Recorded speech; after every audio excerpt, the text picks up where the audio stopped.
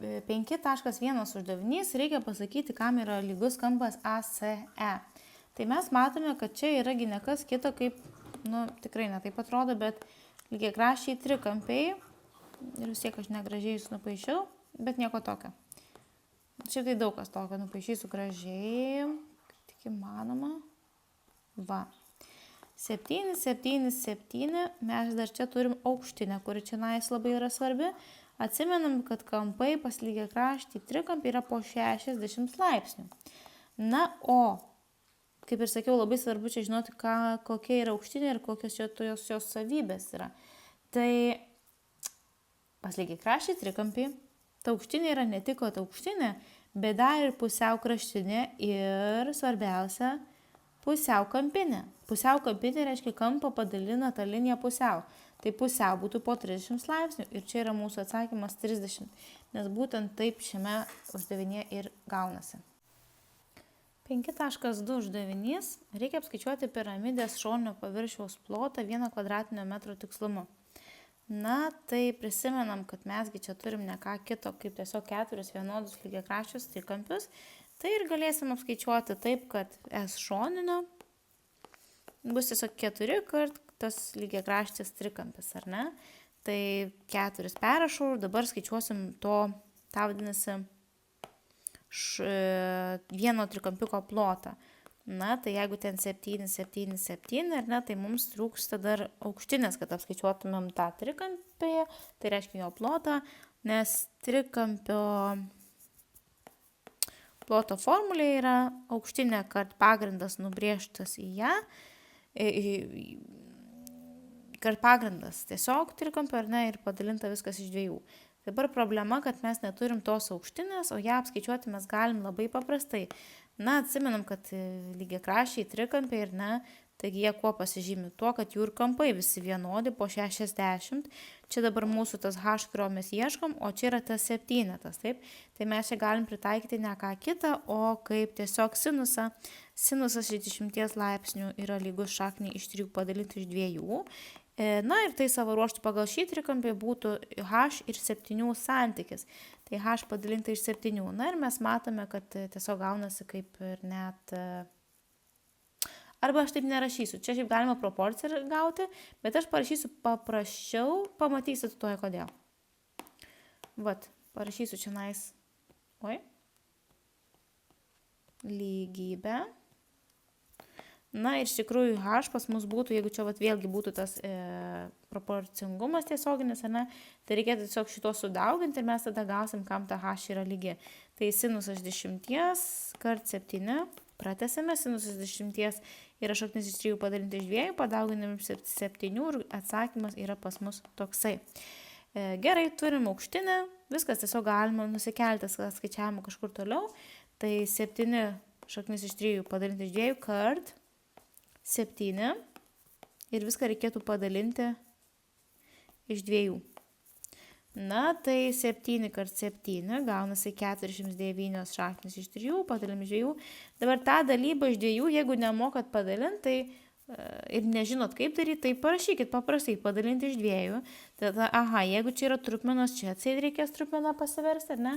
Na, kai mes turime trupmenų dalybą, tai mes verčiamės ją į daugybą. Kaip? Apsiversdami antrą trupmeną aukštyn kojomis. Tai rašau daugybą, čia atsiranda 1/2, na ir tiesiog tada reikės dvejetus mums paimti juos tarpusavyje sudauginti ir atsakymas bus 49 šaknis iš 3 padalinti iš 4. Tai gerai, tai čia pas mus yra dar kol kas tik vieno trikampio plotas, tai sugrįžtam ir rašykime tą mūsų gautą plotą vietoj šios vietos. Tai 49 šaknis iš 3 padalinta iš 2. Na, ne iš 2, iš 4. Iš 4. Tai matom, kad ketvirtai įsiprastina, šį vienetukas galėtų būti, ir atsakymas yra 49 šaknis iš 3. Reikėjo pastebėti, kad mastelis yra 1/100, šiaip čia niekas nesikeičia. Ką čia reiškia, greit paaiškinsiu, jeigu nežinot. Tai reiškia, kiek centimetrų yra brėžinyje, tiek centimetrų yra realybėje. Tai čia galim išversti į paprastesnę kalbą. Tai 1 centimetras brėžinio reiškia 1 metrą. realybėje, taip. Na, bet jeigu mes, pavyzdžiui, čia pasižymėjom 7 cm ir dabar tiesiog paimsim ir parašysim, kad čia bus metrai, tai mes vis tiek, atsakymę čia irgi turėsime kvadratinius metrus. Dabar čia buvo parašyta suapvalinti metrų tikslumu, tai ką reikėtų padaryti su skaičiuotuvu,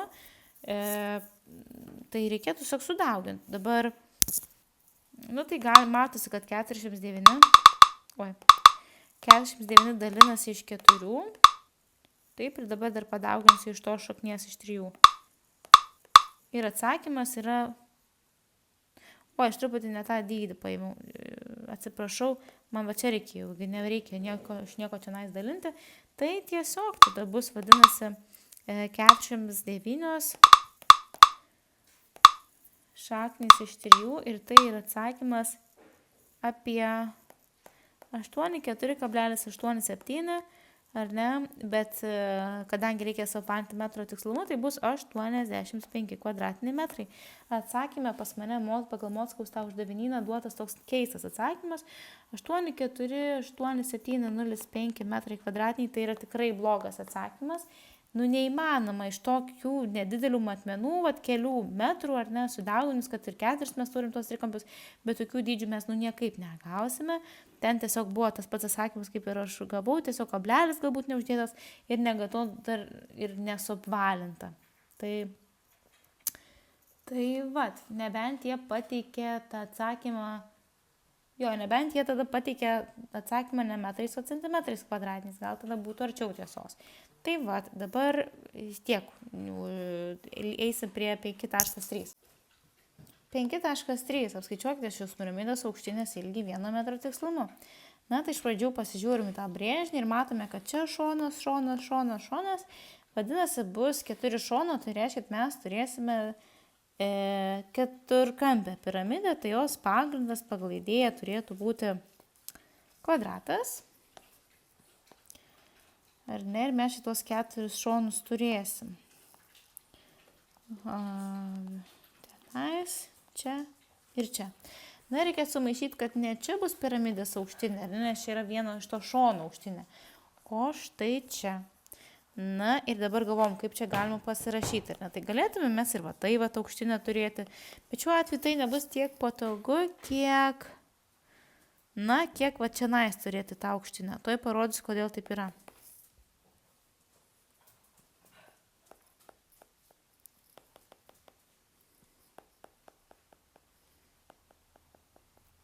Čiagi šone tai mes turim, kam yra lygiai aukštinė. Mes ją ką tik nesenai suskaičiavom. Jinai yra lygtais 7 šaknis iš 3 padalinti iš 2. O kadangi visos to trikampio kraštinės yra po 7, ar ne? Tai vadinasi ir pagrindai pas mus yra po 7. Vadinasi, jeigu čia nais yra 7, ar ne, trikampius, tai čiagi yra pusė to trikampio kraštinės, ar ne, tai būtų 7/2, o štai čia. Ir aš tą visą trikampiuką dabar išpaišysiu atskirai. Tai čia yra mūsų ta aukštinė, čia yra 7 šaknis iš 3, o čia yra 7 iš 2. Tai viskas. Dabar, aišku, reikia neprisigalvoti, kad čia koks nors 60 laipsnių yra, nes taip tikrai nėra. Kodėl taip nėra? Dėl to, kad jeigu matot šitas šonas ar ne, šitas šonas tada automatiškai irgi yra toks pats ir čia yra 7 tas visa. Tai vadinasi, čia mes turim nelygią kraštą, lygią šonį trikampį ir čia taip mes tiksliai pasakyti kampų negalim, tai čia mes nebeišsisuksim be Pitagoro teoremos. H kvadratu yra 7 šaknis iš 3 iš 2 kvadratu.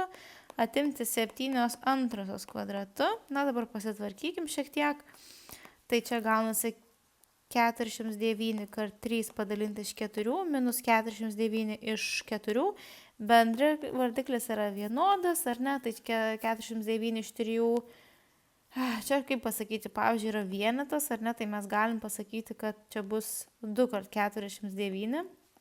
Jeigu nežinot kodėl, irgi parašykit, aš paaiškinsiu, čia toks įdomus labai įdomi vieta. Jeigu kažkas tikrai norės ją pasiaiškinti ir įdomu ir norėtumėt greitai skaičiuoti, tai galiu pridaryti ir tokių video. O dabar čia irgi išsiprastina šiek tiek, tai čia lieka 1 iš 2, o 409 iš 2, kiek čia bus 8, nesvarbu, aš tiesiog greitumo dėlį tiesiog suskaičiuosiu, apie 24,5. Tai čia pas mus yra kvadratas ir dabar reikėtų turbūt ištraukti šaknį iš mūsų to atsakymo. Ar ne? Ir atsakymas būtų maždaug 4,949, tai suapvalinus 5 metrai. Turėtų būti toks atsakymas šitos aukštinės. Vėlgi, kodėl ne centimetrais, o kodėl metrais? Dėl to, kad mes jau išsiaiškinom praeitam uždavinėje, kad koks skirtumas, kaip mes skaičiuosim, ar ne, vis tiek turėtų būti tas pats. Tik tais vėl atsirado klaida, kaip ir ankstesnėme uždavinėje, ten kur labai ilgas, ar ne. Tai mes čia gavom metrais, o ten pasakytas atsakymas centimetrais. Tai aš nelabai suprantu, čia ne iki galo matomai kažkokia išbaigta užduotis. Šiaip tikrai turėjo būti atsakymas štai toks. 4.4. Lietuvoje dažniausiai šoka su parašiutu iš 3 km aukščio ir 30 sekundžių laisvai krinta tokiu greičiu 500 metrų per sekundę. Po to išskleidę parašiutą pasiekė žemę maždaug po 5 minučių nuo šuolio. Greitį tokį išreikšti kilometrais per valandą, gerai, tai net galėjom neskaityti sąlygos, nes nieko apie tai nebuvo parašyta. Na tai 50 metrų per sekundę reiškia, kad 50 metrų per 1 sekundę, ar ne? Dabar sako, kad reikės išreikšti kilometrais per valandą. Na, 50 metrų yra 0,0,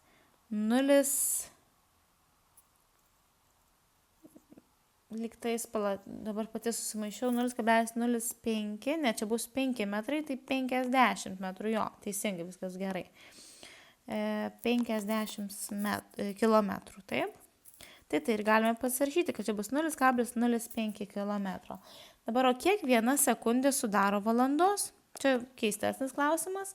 Na, mes žinome, kad 1 valandą sudaro 60 sekundžių, minučių, o tiek minučių, tai vadinasi, kiek sekundžių sudaro, tai dar reikės mums padauginti 60, tai gausim 3, 6 ir 2 nuliukai, ar ne? Tai kitaip sakant, jeigu 1 valanda sudaro 3,600 sekundžių, tai kiek tada 1 sekundė sudaro, ar ne, kaip ir x. Na ir pamatyti, čia labai lengva pasakyti, kad šitas padalinus iš šito, tai tiesiog bus 1,3600 dalelytės, ar ne? Tai ir galime pasirašyti. Dabar, o kaip čia elgtis, kaip čia skaičiuoti toliau? Na, jeigu bijo tokių uždavinių, tai aš tada pamokysiu jūs, kaip galima labai lengvai padaryti.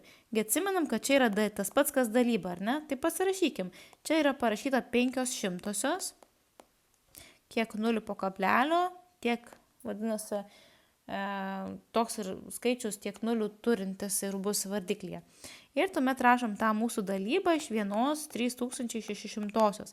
Tai atsimenam, kad pas mus dalyba verčiasi į daugybą, kieno sąskaita, to sąskaita, kad antroji trupmena apsiverčia aukštyn kojomis.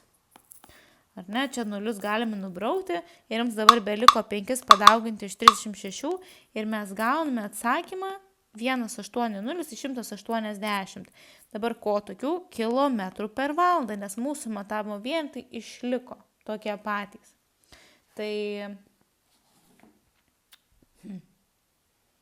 taip ir toks atsakymas ir yra, tai tiek. 5,4,2. Kokią atstumą parašiutininkas laisvai krenta nuo šuolio pradžios iki to laiko, kol išsiskleidžia parašiutas?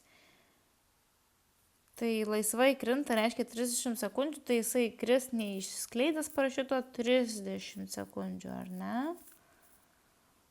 Kokį atstumą? Aišku, čia neįtraukimas yra pagreitis, nes jis vis greitės, bet čia, kaip suprantu, nereikia to įrašyti, kažkaip mes atmetam šitą prielaidą.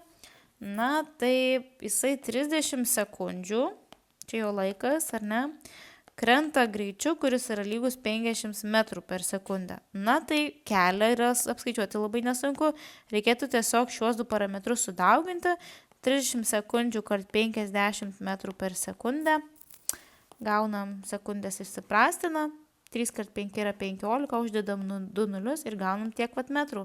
Tai galim parašyti atsakymą kilometras, kaip ir prašė sąlyga, tai būtų 1,5 kilometro. Dabar yra lentelė. Man atrodo, kiek aš esu sprendus, tai jinai yra negera. Atsakymai ir tai ten negerai yra pateikti, nepamenu tiksliai, pabandykime išsispręsti.